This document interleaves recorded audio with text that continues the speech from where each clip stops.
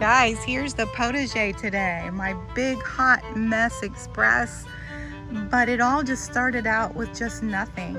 And so we've got things growing in the raised beds, and it seems to be doing okay, knock on wood. This is the strawberry and asparagus bed, which are wonderful companion plants, and you can see that these strawberries are trying to bear fruit still. Look at that. These were bare roots. They look like dead. They look like they were dead. The same for the asparagus. And you can see here's the asparagus fronds, or little flags they look like to me. You see them. Almost looks like dill. This is my herb garden and I love this. This is chocolate mint. I'm going to make tea out of. This is bee balm. My good girlfriend Marcia gave me some garlic chives, and there's rosemary and thyme and basil and oregano. This is a fun section for me. These are actually cucumbers, and look at them go all the way up.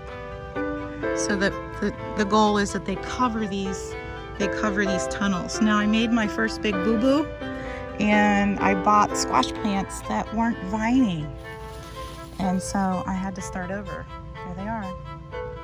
These are vining, but these aren't, and I was able to kind of wiggle them to the other side. Hopefully they're going to do okay. Look at these beautiful cabbages. Look at those. So pretty. This is where we've been cutting out. It's been like Jumanji up here, the vines. Look at the vines. We've been cutting vines out, and everything that we've cut out I've used in the wattle fence, and I'll show you in a minute. So it's kind of nice that you're not just sending it to the burn pile or compost, or you're using it. So the shed's going to come in here, and then Travis has, God bless him, he's been working on the irrigation, and I'll show you that in a minute. Here they are, that feeds each bed. There's soaker hoses, and I love that. You just turn it on and don't have to think about it. This is magical area to me. Those are my peppers. The tomatoes have gone cuckoo, and I have lots of pruning that I need to do to take out the suckers and the lower leaves and things like that. But we've just had a lot of heat, a lot of rain, and it's been good for growing. These are yard beans right here. Something's nibbling on those. I have to get some diatomaceous earth. Look how cool they are. They just find a way up. So hopefully all of these tunnels will be covered in growing food. These are Kajari melons. Look how fabulous those are. And honestly, the Kajari melons and the yard beans, the yard bean is an Asian bean, and it looks like E.T.'s finger, kind of long and weird looking, and I got it for the kids. And these Kajari melons are really wacky looking. They look like monster eyes to me. So I got those for the grandkids. And these I just think were precious. These are French green beans. Look how pretty those are. And those are growing up. These are peas that are doing really well on either side. And then I got a late start. These are pickling cucumbers. These are potatoes on the other side that are kind of going wacky. And that was kind of fun. The grandkids helped me plant some of this, my grandson Dominic. And these are these sweet little heart-shaped, I don't know if you can see their little shape. You see it? That my sweet daughter-in-law gave me to plant. And I'm going to pick those tonight for a salad. Then I've been busy working on the wattle fence.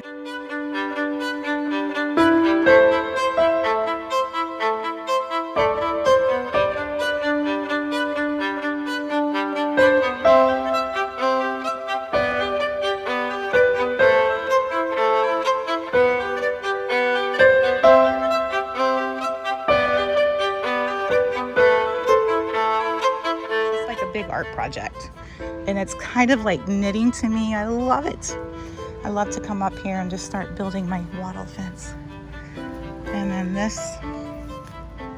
these will all be mulch in here, and these will be cutting flower beds. That'll be where my garden gate goes. I got a vintage garden gate, but we need to keep that open until the shed comes up through that. That'll be a very fingernail biting day to see if that'll fit between those two cedars.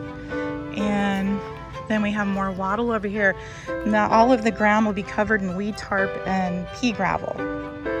The potager will be entirely, the footing will be pea gravel. And it'll be easy to maintain. And then I'm working on a section down here, and you can kind of see how it evolves. You can see how I'm working on a section, and I'm weaving in and out, in and out.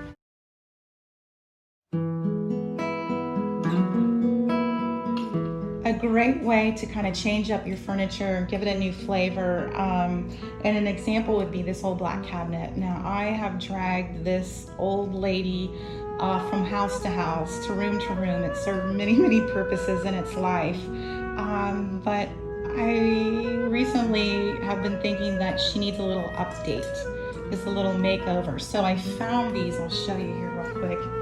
I found these fabulous, a lot of tin, 1920s Art Deco drawer pulls. And look how fabulous that is. Look, just by adding that. And there's nothing wrong with that. When I take these off, I'll use those on something else potentially, but I just love that. A very easy solution to not having to buy another piece of furniture, just using what you have and finding things to give her a whole new personality. One of the things that I'm always on the lookout when I'm junking is these orphan silver-plated lids. And it's not the lid that I want, it's that gorgeous adorned handle that most likely always screws out of the back. They're very easy to remove. Some are soldered, and you really don't want those. Those are hard. That's a lot of work to get that knob. But I bought 2 of these for 99 cents, and I used one of them here in our bathroom. Look how pretty that is, the detailing on it. So for less than 50 cents, you have a beautiful silver-plated knob.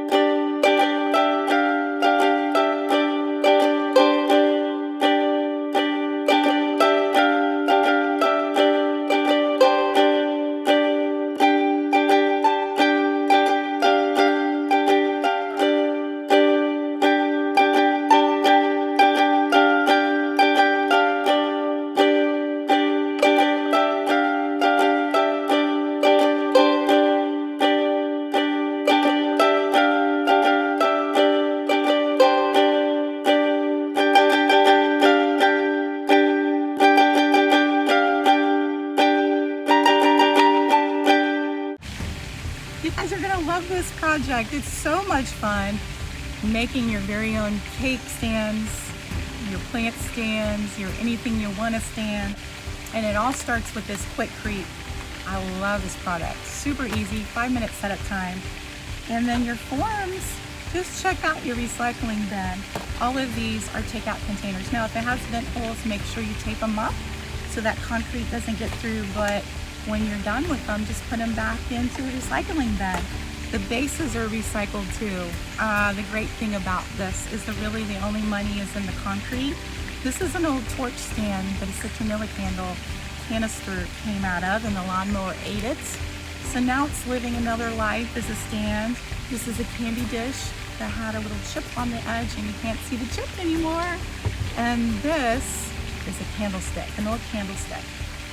So they're all mismatched. I did paint them all with the black Rust-Oleum to give them a little more cohesiveness. You can paint them whatever you wanna. These are gonna find their way probably in my mini little greenhouse that I showed you guys how to do last episode. And I will seal these. Now concrete is super porous, so you want to let these probably cure a couple days. It says, I think on the directions, 24 hours. I'm gonna give mine a couple days because of the humidity that we have here in Ohio. And then I'm gonna seal them. And that makes them weather resistant. You can put these out in the garden, you can put them on your patio that may not be covered. And I think they would be beautiful holding a lantern or some candles. There's just a million different things that you could do with these. Now, if you're not using something that you could potentially cut off and throw away and cast off, make sure that you line your container with some saran wrap. And that way you can just lift it right out without damaging, say you have a cake tin or something like that that you're wanting to use for the shape. You can also use this for stepping stones. and it got my wheels turning. There's a lot of other projects that I'm going to show you guys this summer using this product. Oh, I'm so excited. Wherever you guys are tonight, I hope you're like me, maybe lingering until it gets a little dark till the fireflies come out. I did see them last night for the first time in our garden as I was going up to turn the water off, and it's just magical. I did a silent squeal. I love them so much. So I hope you guys are enjoying nature as much as I am, and if you get a chance, get out there and find it. It's so wonderful, I promise. So good. Bye guys, take care.